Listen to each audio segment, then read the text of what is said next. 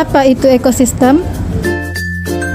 Ekosistem adalah sebuah sistem ekologi yang dibentuk dari hubungan timbal balik antara makhluk hidup dengan lingkungannya. Dalam sebuah ekosistem terdapat tatanan kesatuan utuh dan menyeluruh yang terjadi antara unsur lingkungan hidup yang saling mempengaruhi. Apa saja contoh ekosistem? Di alam, ada banyak ekosistem darat yang dapat ditemukan. Contohnya hutan, padang rumput, dan gurun.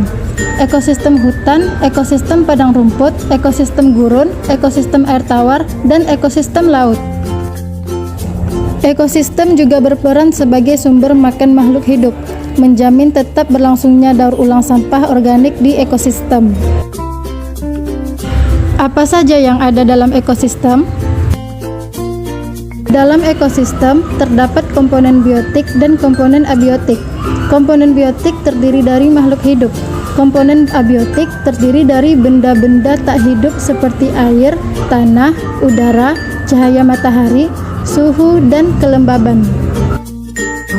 Apa keuntungan ekosistem?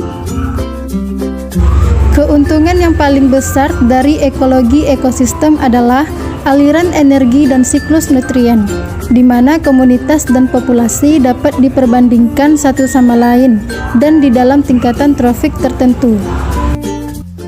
Selanjutnya, pola interaksi dalam ekosistem. Selain mengenal beragam komponen sistem ekologi, hal lain tak kalah penting untuk dipelajari yaitu terkait interaksi yang terjadi di sistem ekologi.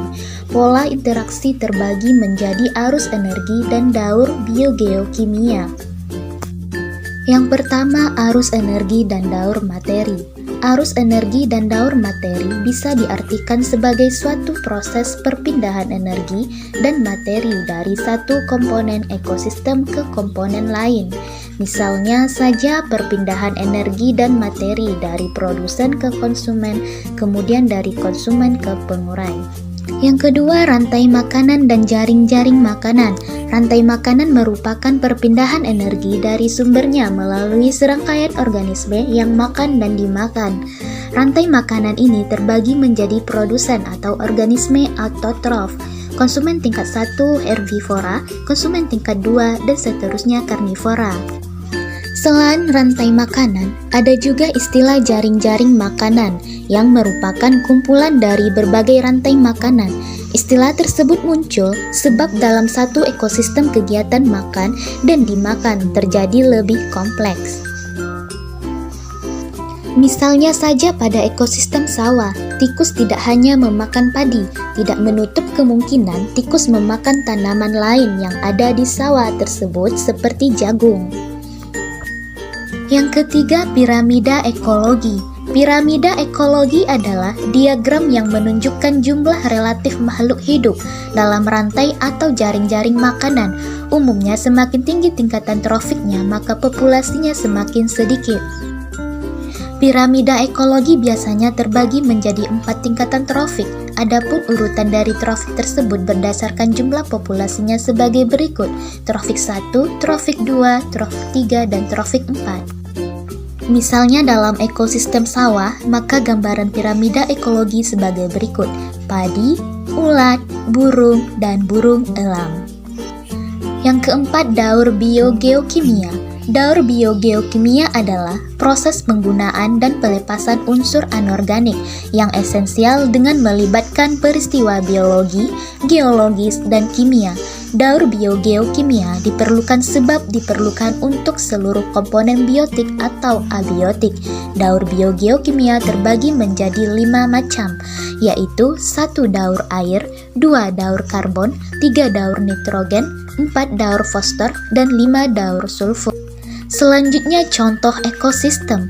Ekosistem di muka bumi sebenarnya sangat banyak.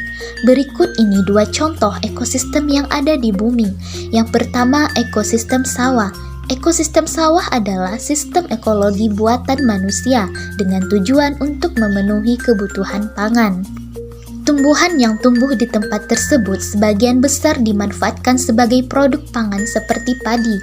Di tempat tersebut, padi berperan sebagai sumber energi dan materi bagi organisme lain. Yang kedua, ekosistem laut. Ekosistem laut atau ekosistem bahari merupakan sistem ekologi yang ada di perairan laut, termasuk perairan dalam, pasir pantai dangkal, dan sistem ekologi pasang surut. Demikian penjelasan mengenai ekosistem. Mengetahui ruang lingkup sistem ekologi akan membuat kita lebih bijak dalam menjaga alam sekitar. Hal tersebut akan berdampak pada kestabilan ekosistem yang kita tempati.